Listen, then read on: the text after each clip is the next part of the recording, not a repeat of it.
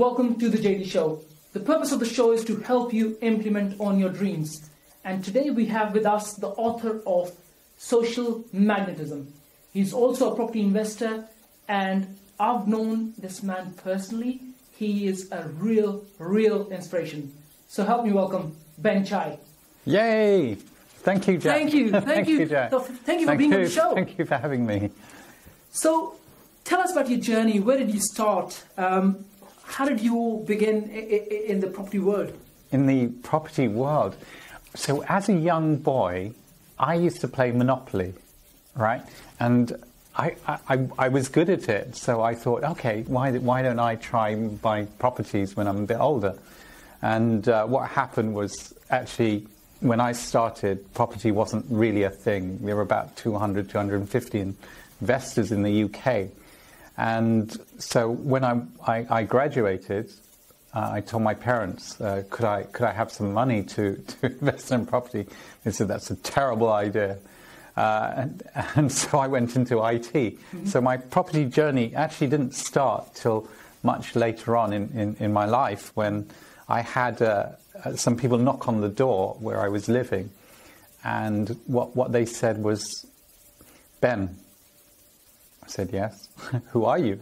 And they said, we're actually the grandchildren of the lady next door. And by grandchildren, they were probably late 30s, 40s.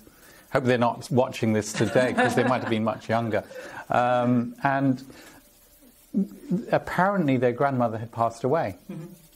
And they said to me, she often spoke to us about you, because you go next door and you've mowed her lawns and you've changed her light bulbs and all that kind of stuff. And I would just go around just to keep her company, have a cup of tea. Yeah. So they said, we'd like to bless you back. I said, what do you mean? He said, well, the estate agents said the price of this property is this much. We would like to give it to you. And it was about 30-40% below market value. Okay. So I said, oh, that's really cool. But my family have told me that property is terrible. I don't think I should do this. They said, well, we'll give you a week to think about it, because we'd like to give something back to you. And if you don't want to, that's fine. Anyway, I phoned up my brother, because there's no such thing as buy-to-let mortgages in those days. Okay. And I said, oh, John, are you going to buy your own property? He said, no, Ben, I'm going to move to Singapore with my wife. So I said, well, would you take a mortgage for me? He said, yeah, no problem. Okay. I said, I'll pay the money and everything. Mm-hmm. And so that was my first property, and that's how I started. Fantastic, really. Fantastic. So tell us about the challenges that you faced getting to a point where you have a portfolio now. What sort of challenges have you faced in the journey? Well, first of all, I had no clue what I was doing. Remember the game of Monopoly? Yes. So I thought, if I buy 4 properties in a row connected to each other, yeah, then I could build a hotel. Yes. Which would be funny. Yeah, I want to have a hotel. Yeah. So the lady at number 1, she was a single nurse, and I used to help her with her house. She said, Ben, do you want to buy my property? Because I want to go and work in another hospital somewhere else. I said, oh, that sounds pretty cool. But remember what my parents had said ages ago. And they were actually annoyed with me buying that second property. And they said, well, look, if you do that... And for me, I heard a threat that they would disown me. Yeah. Yeah. So I didn't buy that property at the time. So that was one of the first challenges, and one of the major lessons I think people should learn is not to take advice from people who haven't done I agree with that, yes. So I was taking advice from my parents, who meant well, mm-hmm, but they just they'd lost money in their properties. Mm-hmm. So to them, they were trying to protect me, mm-hmm, but they... So tell us about the emotional challenges you face on daily basis on the operational side of your business. How do you deal with them? Yeah, well, not very well at the moment.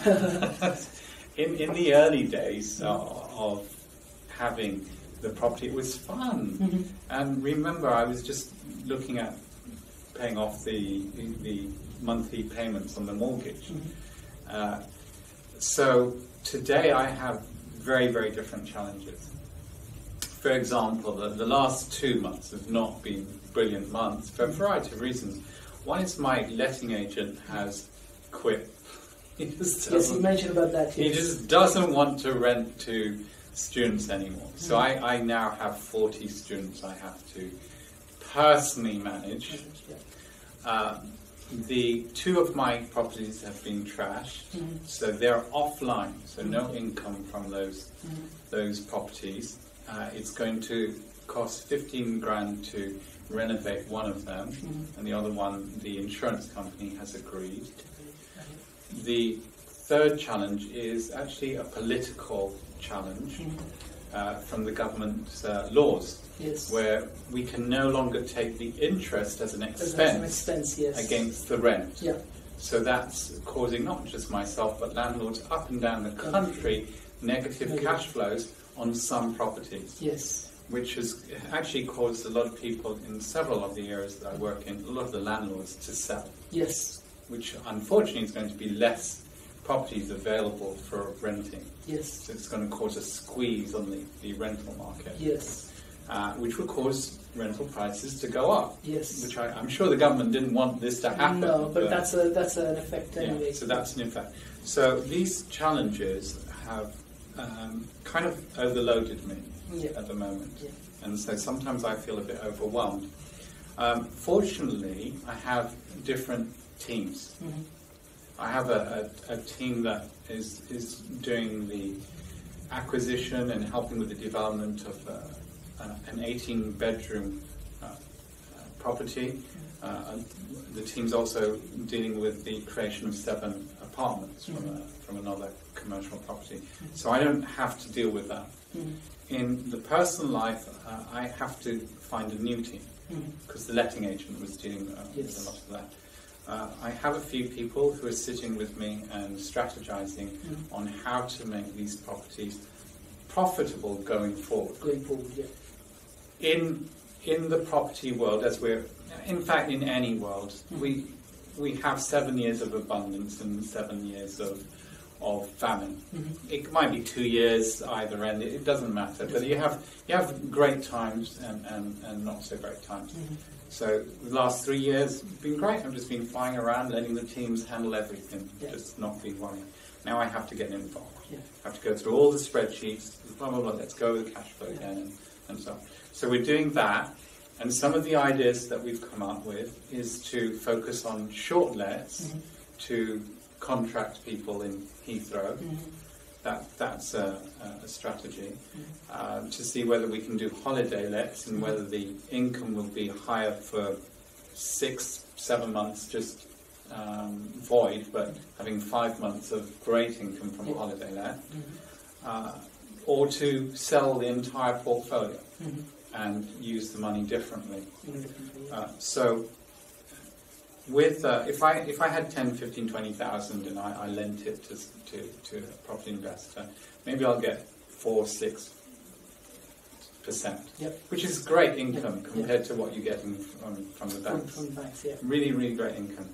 But if I have $1 million or $2 million to lend to somebody, I can get a lot more interest. We're looking at 20-30%. So that's another strategy I can use. The downside is I will no longer have appreciation from rental property and the cash flow from the rent, but it'll change. So these are some ways that we're looking at how can we move forward.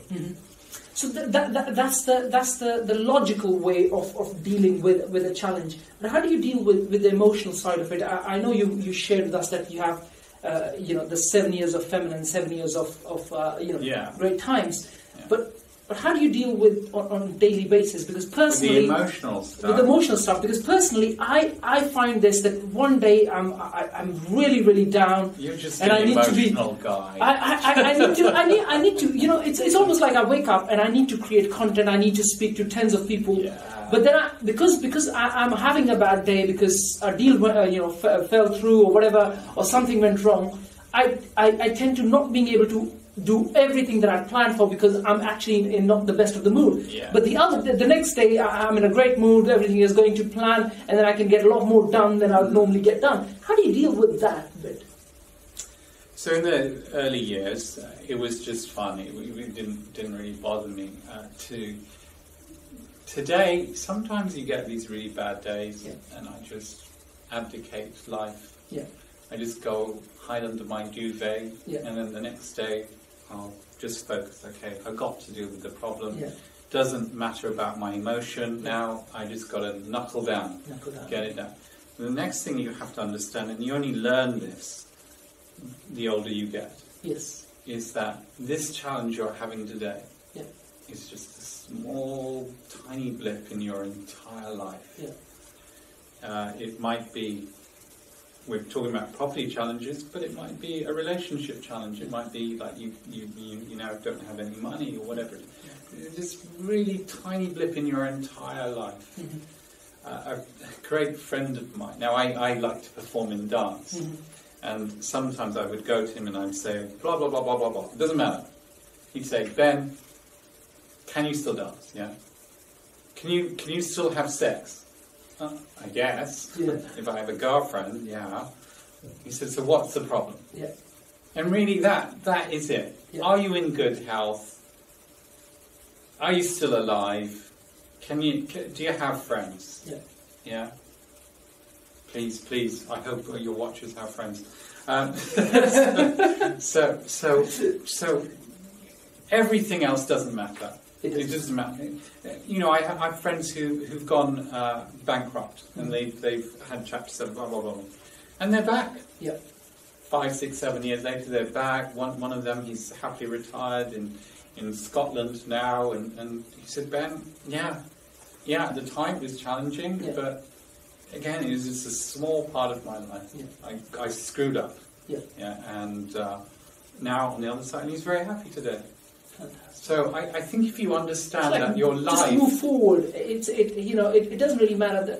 What you're saying is, it doesn't really matter the everyday challenges, every moment challenges that you face. You just gotta look forward and keep working towards your goal. Yeah. I mean, please don't get me wrong. Like I said, some days I'll just hide under the duvet. You know, I won't stay there for weeks, but I just need to not think. Sometimes I just look up and I say, come on, universe, give me more shit. I can take it. You made me the way I am because you want me to move to the next level.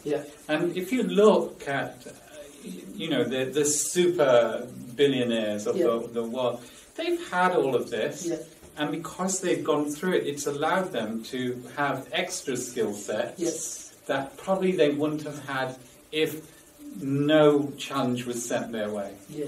You know, are you a gamer? Do you like computer games? I'm not, no. Alright, so I have a problem, an addiction there, which I need to deal with. Sorry. Just sharing personal issues. No, we all have some sort of addictions. Yeah, absolutely. But in gaming, you hit a level, and then you get the boss, which is tough. And you look for months or weeks or days, depending on how good you are, to overcome that boss. Now, when you get past the boss, you get extra weapons or extra skills that you never had before. And then they give you, you're on level 2, and you get a harder boss. And then when you overcome it, you get more skills, more levels. Life's like that. When they give you that challenge, maybe it's a divorce, maybe somebody has betrayed you, maybe the government has changed the laws, and you have to deal with it. You have to create some strategies. But those strategies now go with you to your next level. Agreed. You've now got skill sets. You've now made new friends who understood how to get through that. So now you've got a bigger team. My first years in becoming financially free were hard because I was doing it on my own. Now I've got so many people we're working with that it's just so much faster. I'm making money faster today than I did before. Because I've got a team. You've got a team. Now, there are some caveats with teams. On my own, I could go really fast, but it was lonely, it was stressful. with a team, I can't go as fast necessarily, but I'm going much further than I did before. And this is why I like the story of the tortoise and the hare. Yes. And the tortoise is just slowly getting on. Yeah. And the tortoise won. Yeah. The hare would go fast, Yeah. but then he'd get tired and he'd fall asleep Yeah. and not have enough energy. And we see these guys, don't we? We see them in the property world. I've just acquired 10 new properties, Yeah. 50 new properties. Yeah. I've just heard the other day that actually these people that everyone was thinking was fantastic had nothing. Yeah. Yeah. Was the people who just like, okay, I've acquired one property this year. Yeah. Yeah. It's like I was mentioning. Another one next year. This is compounding. Yeah. I exactly. I was sharing with you before this that this year it's been such a struggle with me acquiring any properties. I planned to acquire 3 properties this year, and I've not managed to even get one this year so far. Even though there's a couple of them in process, but it's just been a struggle because 3 of them we agreed on. They all fell through last minute. So something has been going wrong. But yeah, you're right. People show that we are acquiring X number of properties, but they don't really actually share the challenges that they're facing behind the scenes. So yeah. And if you acquired one every 2 years, yeah, it's still compounding. It's still compounding. Yeah, it's still compounding. And we haven't really talked about the compound effect, because today, if everyone has £100, £200, yeah, and they just understood the compound effect, so you don't need tons of money. No, you don't. So, all right, shall we start? I'm started. Okay. I've already started, mate. You keep right, saying, "Are we started?" Okay. So share with us the compounding effect. I mean, I have studied compounding effect for a long period of time, for the past 10 years, and it has worked in my favour. But help us understand, how has it compounded helped you in your property journey? All right, so they say, and normally they're wrong when they say, but they say that property prices double every 10 years. Yeah. For certain areas that's true, yeah. Other areas it's not so true. No. But just say you bought a property and you bought it for 20,000, and it doubled in 10 years, that's 40,000, and then in 20 years it's 80,000, and 80,000 is, 100 now, 160,000. Yeah. How much money have you made on your 20,000 investment in that 30 or 40 years? It's quite a bit. It's quite a bit. Yes, quite a bit. But let's not say it doubles. Let's just say it goes up 1% a year. You're still making a huge amount of profit. I'm not going to do the calculations. No. For those of you who are kind of analytical who are watching this, do your calculations. To illustrate it, people who teach it, they say, okay, if I played you golf, and every time on the holes, and we play a 20-hole game, you would, if I win, you give me $1. And I'm going to win all 20 holes. Would you do this deal? And everyone sees the dollar, and you think, of course, it's nothing. Yeah. But the first hole, if I win, I get $1. Yeah. The second hole, I get $2. $2. Yeah. The third hole, I double. 4. The fourth hole, 8. The fifth, 16.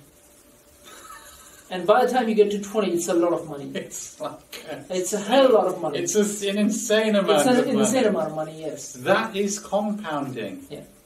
We talked about levels before, in gaming and learning extra skills. Yeah. That is compounding. That is compounding of skill sets. Because, it's not that I've just learned how to manage property, that's one skill set, and then the next one, how to negotiate, but mixed together, it's a really powerful combination of skill sets. That also is part of compounding. Eating is compounding. If you drink Coke today, you're fine. Yeah. If you drink Coke every single day for 3 or 4 years, you're still fine, you still look great. But you do it for 10 years, you are going to be incredibly obese and your teeth are going to fall out. Yes. Yeah. But so, and this is negative compounding. It is negative compounding. It literally is that. We have an obese problem because people have been eating trash food for most of their life. Yeah. Well, we're just talking about in their 20s to 30s, they look stunning and they think their lips will never go. And then, boom, it hits them in Yes. their 30s to 40s. Yes. They thought it would never happen, but that is compounding. It's that having that insane of money and that last compound. That's what happens with our health as Yes. well.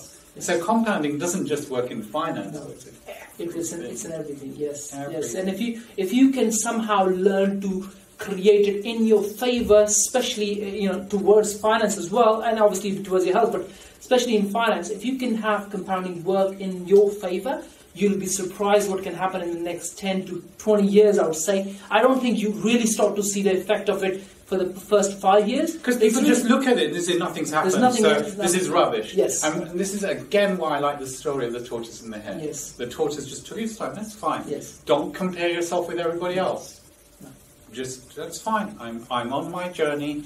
That's your journey, great. I don't care how fast you're going. Yeah, because you're probably a train wreck. And I'm just going to carry on going and I will get there. Okay, so if you were to advise your younger self, the 3 things that you've learned, what would you? I wouldn't advise my younger self. You wouldn't. I just carry it. Carry on. Keep working. I would just do, because how can I do that? This is a crazy question. Yeah. Everyone says, oh, I would advise them to do this and that, but you only know what you know. Through the experience. And like, how would I have gained the knowledge today if I haven't gone through the crap that I did as a younger person? So I couldn't. I would have changed it if I told, like, for example, if I told my younger self to just listen to your gut and just do what you wanted and to walk away from people who abuse you and to I don't know, understand the compounding. Yeah. I just wouldn't be who I am today. Mm-hmm. I'd be someone totally different. Or let me rephrase this question in a different way. What are the 3 things you've learned that have helped you the most in your life so far? Okay, so first of all, add value to people. Mm-hmm. Number 1, add value. Remember that first property I bought? I was adding value to the lady next door. Mm-hmm. My first 3 or 4 properties I actually got at massive discounts and didn't negotiate because I was helping people, the owners of those properties. Mm-hmm. Just for years. I never even expected this to happen. I wish I'd helped more people. Yeah. Just think, if I use this as a strategy, go and help all lots of old people because one day they're going to die, right? Mm-hmm. No, that's a joke, don't do that. Yeah. You have to be on your heart. Yeah. So add value. Just be an oasis in the storm of life. Mm-hmm. And it might be changing light bulbs for people.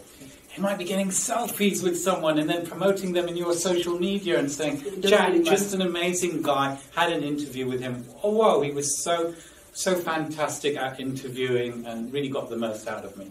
See, that's just me adding value to you without having any skills. Expectations, yeah. Well, not. So some people feel they can't add value to people because they don't have any skills. No. Right? But you don't need any skills. It's just a simple thing I did. It's just having the right moral compass to help. Someone is going through a challenge and say, "Oh, I can possibly help you in some or the other way." Yeah. Understand compounding. There's so much information on the internet, on YouTube. We'll take a break. Whose phone is this? My phone is switched off. Are you serious? Would you believe it got switched on because there was an alarm on? My phone actually switched on. Amazing. The Saturn is behind the moon of Mars. Seriously? The Saturn is behind the moon of Mars. We're going to continue. I will edit that. So, yeah. I don't know what we were talking about. So there was one So lesson. we've talked about adding value. So adding value. Compounding. Just really, really understand compound. Understand it understand compounding for finance, for health. For example, I was one of the first Microsoft engineers in the world. So I'm really into IT, I'm a gamer. here's compounding against my back, because I'm constantly leaning forward, typing on my computer, which ended up with me having severe back problems later on. And I've spent a long time fixing that back problem. But that's compound effect. Yep.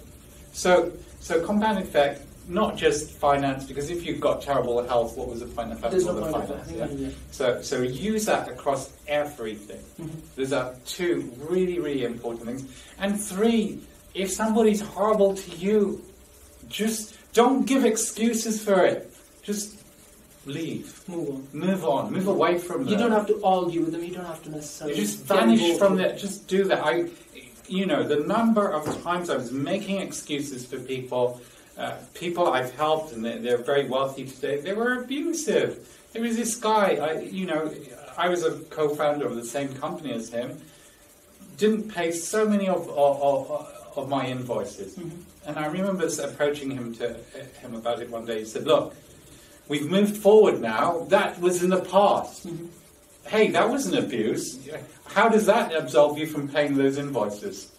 Yeah, but in my mind it said, yeah, I guess we have, and the past was not. No! You're an abusive person. Yeah, I don't care how famous, I don't care whatever. You're an abusive person. Move away. Move on. Yeah. So the three lessons you're sharing with Get away from them fast. One is that learn compounding either in terms of finances or your health. The first one was the value. Everything. First was value. So adding value to people's life. Really try and help people out in whichever possible way you can help people. Second is learning compounding, finance, health, anything else. And the third one is just, so the one person you have to add value to all your life is you. You. You watching. The one who's watching. Yes, you have to add value. So if someone is, and that third one is being abusive to you, you have to walk. Because why would, if someone was being abusive to you, I would tell you to walk away from them, wouldn't I? So why not do it for yourself? Don't put up with shit people in your... Am I allowed to say that on your video? No, of course you are. People in your life. Of course you are. People who stress you out, who create drama, who impact your finances. And don't make excuses. Don't say they're going through a bad patch. Don't say they've got alcohol issues. Just move away from them. Now, some of the people that who are actually my family, who I moved away from, today have come back to me. And they've apologized. Very different kind of relationship. They will not abuse me. So it may be hard for some of the people watching. I get that you've got family and stuff like that. But you can't take it. You have to...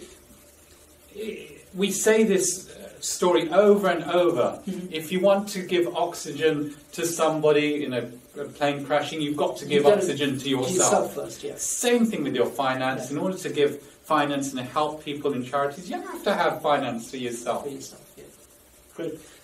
So, help us understand a bit more about this. Something we were talking about behind the video as well. Help our audience understand how can they find more investors, or how can they get to a point where they can do more deals, property deals, without having a lot of their own personal money? Because a lot of people watching this would want to learn that skill. Oh, that's interesting skill. So first of all, I think they should have put some of their own money in. Okay. Really, I think they did, because it they shows... must have their skin in the game. Yeah, it shows... So if you want an investor to invest with you, show that you're willing to put some of your own money up. Yeah. But how do you find these investors? How do you... So back to one of the first things I said is add value to people. When you're adding value to people, they naturally want to invest with you. Really, they just like... Ben, you're such a great guy. Jack, you're such a fantastic man. You've helped me out so much. Yeah. And you're constantly posting about your property deals. Can I help out in any way? My team and I get angel investments because we're constantly posting those educational kind of like videos and content like you're doing. And so people over time, they see that. They attract towards you, that's true. Remember the compound effect? You're not going to get an angel investor just because you posted 3 pictures of your property. No, it's not going to happen. Maybe 6 months to a year. Just regularly posting that. You're in the game. In fact, I can share my experience behind the scene is, I have a very, very large network. I run multiple groups and multiple WhatsApp groups and all sorts of things and email lists and all that.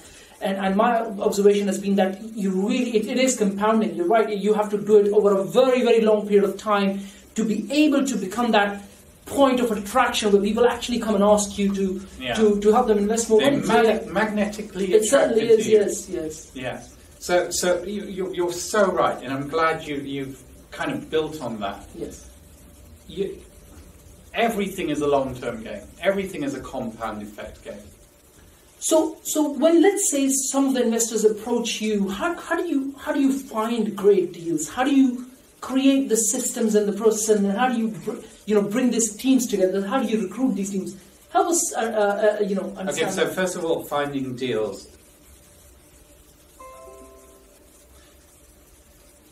Finding deals is more challenging today. Yes, I agree. So remember when I started? Yeah. 200, 250 property investors. Yeah. How many property investors do we have today? Hundreds of thousands. They think it's about 1 million or so. Yeah. So that's a challenge. Yeah. So we were talking about deals. Yes. So how can people find great deals? How can they negotiate better deals? It's more challenging to find deals today than before, but that doesn't mean it's impossible. Mm-hmm. And with the current climate, there's potentially a lot of deals available with landlords getting out. Yes. Because of the whole changes in taxes. Yes, taxation. Correct. Also, there are just really simple ways to create deals. By adding value. So you can buy at market. People don't really understand this. They're always thinking, I need something 30% below market value. Yeah. Why not just buy at market value and add value to it? Yes. So one this very simple thing in London that you could do is, if the property can have an extension, is to build the extension. That's it. Yep. That's it. That's it. That's all you have to do. Yeah. You could, that extension could be a bedroom, could be anything. Yeah. Just have a look with the Rightmove or the estate agents, what a property with an extra bedroom would be. Yeah. So instantly you know. You've added 20% equity, if not. You've just got to find the property. Yeah, exactly. I mean, I'm just saying average. Okay, and how can people find more investors? Another way to add deals is we've just potentially done a deal with a charity organisation, and they want certain kinds of houses, which, when we looked at it, we can buy these houses, and we still make an income from the rental. Okay. So don't just think, and I think a lot of property investors get locked into this mindset of, I need to buy 20%, 30% below market value. Rather than thinking, hey, I can add value, I could knock down, I can change the usage class to make it worth it. Yes. How can people find more investors that actually consistently invests with them? How can they find more investors? Over time. We mentioned how to find more investors before, and it just takes time. It takes time. First of all, they have to like you. Yeah. So if you're not adding value to people, why would they like you? The other way to do it is to scam people. And we have a lot of scam artists in the property world. I'm not joking. There's a couple of people I know, they've just been found out, they've just gone bankrupt, and all their investors have lost money. Yeah. But they had been telling people they've got, 70, 80 properties, but it was all rubbish. Yeah. So hopefully you won't go down the scamming area. We've been scammed ourselves, and the people have now disappeared. So again, when you find kind of like people who might want to invest in you, go through all the deals, give them the exits that they can have, and just make sure that they want to buy you. People buy people, of course, and the more value that you're giving them, the more they'll likely to buy. Now, understand personalities. There are some people who, it doesn't matter, you could be the most honest person, they will still go and buy from a scam artist. Yeah. Because scam artists are saying, look, I can give you 40%. Yes. And then it's their internal greed is overriding what their gut feel is saying. Actually, I should probably go with Jack. He's only giving me 6%, but it's secure. It's secure, yeah. I'm not going to lose my 100,000 Capital, or 200,000. 25,000 is a lot of money to some people, you know? Yes, yes. So keep adding value to people and show them what you're doing. Show them that you're there to stay. Mm-hmm. A lot of newbie property investors, they want lots of people to invest in them, but they haven't even bought a property. Yes. Why do I want to invest in you? I don't know what that my money's secure. Yes. We underwrite people's money, Yes. our investors' money. So because of my existing portfolio, Mm-hmm. you know, so say you invested 100,000 with us, it's guaranteed against my property. If we mess up, and hopefully we don't, but if we do, then your money is secured against one of my own existing properties. Against a tangible asset. Yeah, a tangible, not one that we're trying to acquire. Yeah. Interesting. So tell us a bit more about your book, Social Magnetism. Social Magnetism was actually written for entrepreneurs and property investors because I was at some of these networking events and it was just terrible the way people network with each other. They go straight in. What do you do? They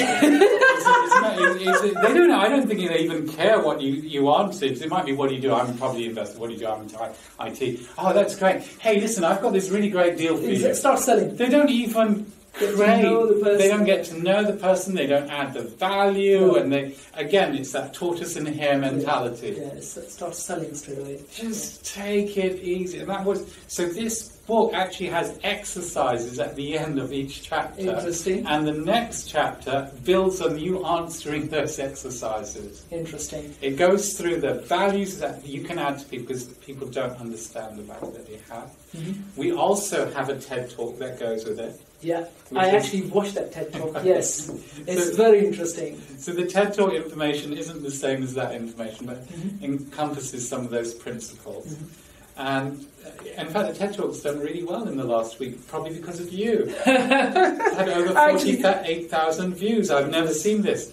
But for 14 months, it only had about 6,147 views. And that angle. I actually know the numbers. Yeah. And now it's hit 100,000. In the last 3 months, it's just gone like, whoa! Compound effect, maybe. Yeah, it's interesting. But yeah, I personally believe most people struggle with the aspect of creating those relationships, long-term relationships, and I think this book will really, really help you. It's called Social Magnetism. You can actually get it on Amazon by Ben Chai. And where people can connect with you on social media? Well, first of all, if they're watching this and they're connected to one of your great groups, I'm in the group. Thank you for being a part of that group. Yes, I have multiple groups, but yeah, thank you for being a part of that group. So that's one way. Or you could just... I do have a Facebook account. It's just literally Ben Chai. Send me a message because I'm constantly deleting people. Okay. And by the way, I delete people if they haven't been doing anything on Facebook for the last couple of years, or they've just... That's the same with me as well, yeah. But I only accept people who kind of I'm in communication with. Yes. Because there's no point... That's the best way, yeah. There's no point having somebody you're not talking with. People, yeah. I agree. Even though some of them are very nice. Yes. So they can find you on Facebook, they can find you on Twitter. I think I read your Twitter, Ben Insight Chai, LinkedIn. I love LinkedIn Friends because I got 50,000, so I can accommodate Fantastic. you. I will always send you a welcome message. It is a default message which shares the TED Talks, which are non-selling. So you're fine. I won't sell to you. But no, I would personally recommend everyone watching this video to connect with Ben Chai and learn from his experience. Like I said at the start of this video, that this is one person that I really get inspired by. I watch him pretty much all the time on social media, and I speak with him every now and then as well. But he's a man to look up to. So yeah, definitely connect with him on all social media channels. Go and get the book. So yeah, have an absolutely amazing day, and I'll see you very, very soon. Keep the energy going. Thank you. High energy. Yes. Thank you. Thank you. Thank Ed. you. Thank you, Jeff. Thank you.